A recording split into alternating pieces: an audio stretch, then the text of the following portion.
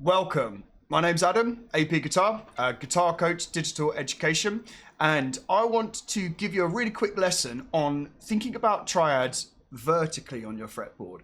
We're always going on about how to unlock the fretboard and going horizontally, but sometimes we miss this step. Now, we're going to keep it in the key of C. So if you think about the key of C, and you have your root note on fret number 8 on the low E string, if you run through the major scale, 1, 2, 3, 4, the fourth note, if we turn that into its chord, which would be a major chord, would be F major. And if we went through that scale again, 1, 2, 3, 4, 5, the fifth note of that scale, if we turn it into a chord, a major chord, that's G major. So we're going to look at those three chords, C major, F major, and G major in triad form. Now, the root note may not always be the first note of the triad, therefore these may be inversions. So we've got the first one right here. This is a way of playing C. Okay, we have the notes in a different order, therefore inversion, but let's look at it.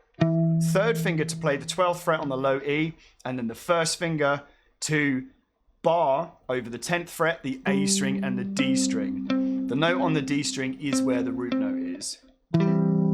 As you can hear, it's quite a low triad because it's on the lowest three strings. That's C. Okay, next we're going to go to F. So we're not going to do it in 1, 4, 5 order. We're going to go to the fifth chord, which is F. All you need to do is bring those two fingers down one string each, and then, of course, with your right hand, match that. You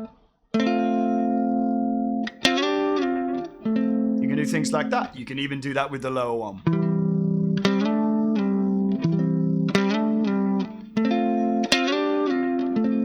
Triads, to me, are all about what feels good to grab and hold, and also which decorations or fills you can play from them. Some of them are really easy to play really sweet little lines off of.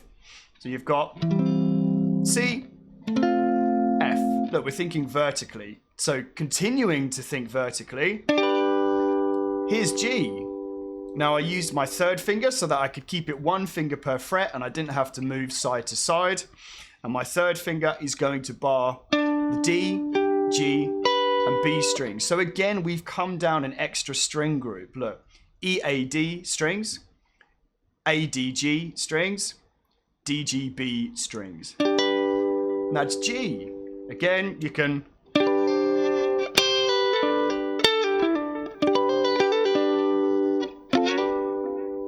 Okay, finally, admittedly, we're going to move across a fret. I know, how dare we? No, we're not. No, sorry, we're not. That's really, really wrong. We are going to stay on the same fret. Okay, we are in a way, right? I'm umming and ahhing here because we were like this. Frets 10 and 12, then 12. Okay, we're going to come from 12 and create the D shape.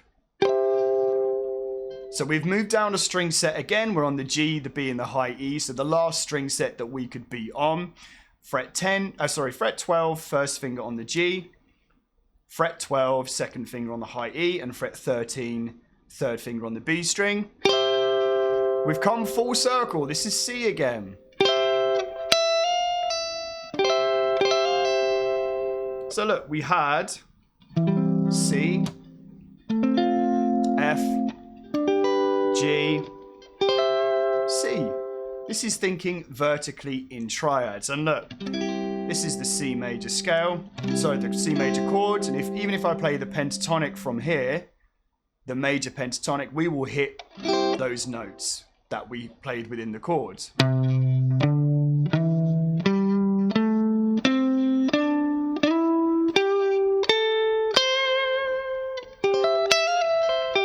It's connecting the dots, it's how everything comes together.